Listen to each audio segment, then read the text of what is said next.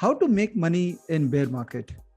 It's so easy to make money in bull market. How do we prepare ourselves for bear market and still make money in bear market? So there is a secret here.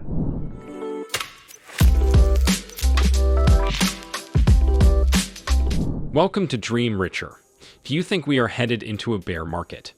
This is perhaps one of the most common questions on every investor's mind right now, with S&P 500 touching official bear market territory just last month. Leading market experts are now starting to highlight the risk of a U.S. recession in 2023. If that's the case, the market can expect further downside if history is any indicator. As it stands, U.S. indexes are all posting 7-week losing streaks, with the Dow Jones Industrial Average Index Fund posting its first 8-week losing streak since 1923. On average, bear markets have taken 13 months to go from peak to trough and 27 months to get back to break even since World War II. The S&P 500 index has fallen an average of 33% during bear markets. The biggest decline since 1945 occurred in the 2007 to 2009 bear market, when the S&P 500 fell 57%. History is a strong barometer for markets at all times. Today, the millionaire economist and investment strategist, Mr. Raoul Pal, gives his outtake on the current market. Are we headed into a bear market? If so, how do you profit from that? If you find the video helpful, then don't forget to subscribe. Let's get right into it. So I actually make more money by a long way in bear markets. So bear markets for macro people tend to be very interesting. So if you think about a bull market, they tend to be long, and let's say they go up 10% a year or 15% a year, something like that.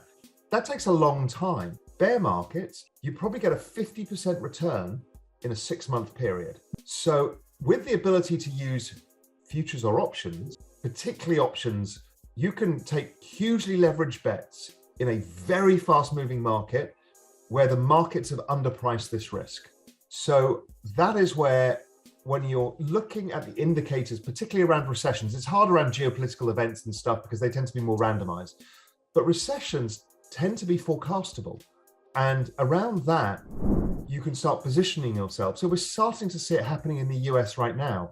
We're starting to see the yield curve turning lower. Usually when the yield curve goes negative, a recession follows soon after.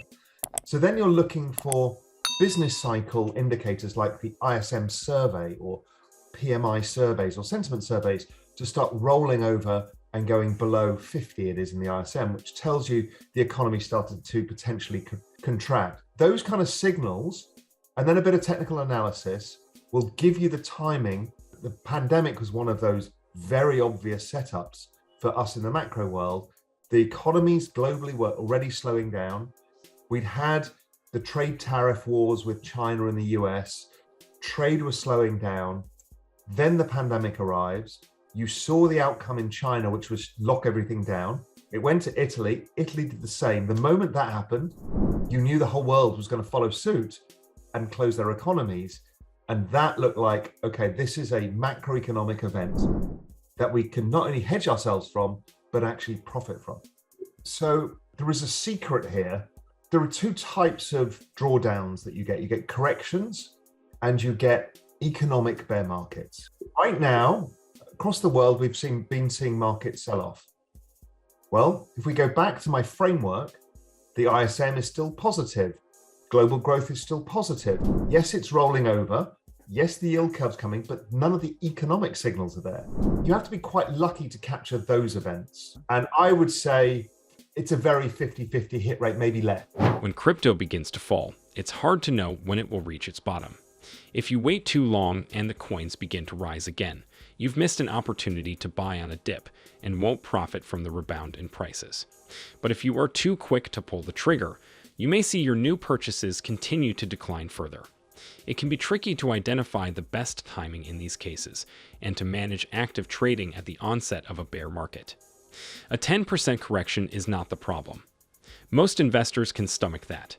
It's the 78% correction, as we saw with the tech bubble bursting from 2000 to 2002, or the 54% negative gains by the Dow Jones Industrial Average between 2007 and 2009 that makes most investors succumb to fear and lose money. Or the biggest of all, the Terra Luna crash that wiped out more than 97% of its total value. But just picking market corrections, unless you're a really good trader, I tend to be slightly longer term. I tend to be 6 months to 2 years is my time horizon. Our ego wants us to pick all of these because it makes you feel right. Bears always sound smarter, and I've been a bear, a lot of the time. But realistically, you're better off to buy the dips than to sell the rallies. And India is a market where I have waited for a full structural bear market for 15 years. It just doesn't happen, because of the demographics and flow of funds in India and international interest in India. You just never get that opportunity that you're really looking for, because before you know it, the flow of funds comes back in. It's a very young population. People are investing there for their retirement. So yeah, it's hard. I would never pick tops in India. That's a dangerous game. I'd pick bottoms. Every time you get a sell-off, that's the opportunity. So usually when you have currency weakness, you have higher inflation. And India's always had relatively high inflation. Over time, it's been coming down. Yeah. And demographically speaking, it should get lower. And we've seen interest rates in India trend lower over the last 20 years. Yeah. Much like they have in the rest of the world, but they're still higher than the rest of the world.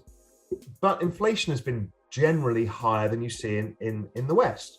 And that's one of the reasons is because you import oil oil and raw materials. India doesn't have many raw materials. It has intellectual capital. It's probably its biggest thing. So if you think of the falling rupee, each rupee buys less oil. The price of oil goes up. Yeah. So how do you offset that as a saver?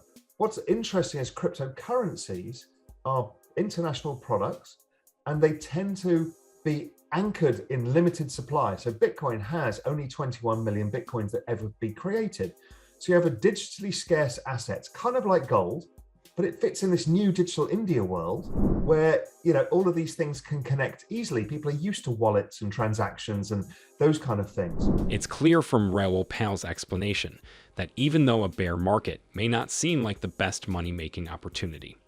However, as Mr. Warren Buffett says, be greedy when others are fearful, and be fearful when others are greedy. Hence, use the bear market as opportunity to buy your favorite investments on discount. While few investors cheer the arrival of a bear market, there are some smart strategies that an otherwise long investor can use to make the most of it. Getting defensive and buying protective puts is one way to limit your downside losses. Also, keep an eye out for oversold values. Bear markets are a fact of life. They are a natural part of market cycles. Do you believe with Mr. Raoul Pal's strategies? Do you believe we are headed into a bear market? Let us know in comments below. To learn more about the latest crypto news, watch these videos here.